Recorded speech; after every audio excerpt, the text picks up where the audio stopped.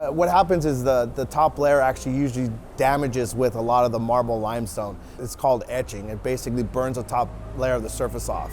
And that can only be repaired by, resanding, rebuffing, or repolishing. They came out with a coating called more AntiEtch, in which we evaluated here at Fox Marble. We've done some studies on it and see that actually it applied to the surface.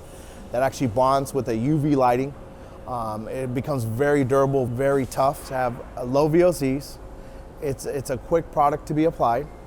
And the other thing, it has a huge longevity to it. Sometimes it's very difficult to notice it, that it's even on the counter. There's times where I've applied it to certain customers and friends come in, they're like, there's no coating, and they're like, yeah, I got Fox Marble installed this coating on top of my kitchen surface. I can't see it, and it's there, and that's the benefit to it. Or with more AntiEtch coating, the etching, the staining, it really helps prevent it.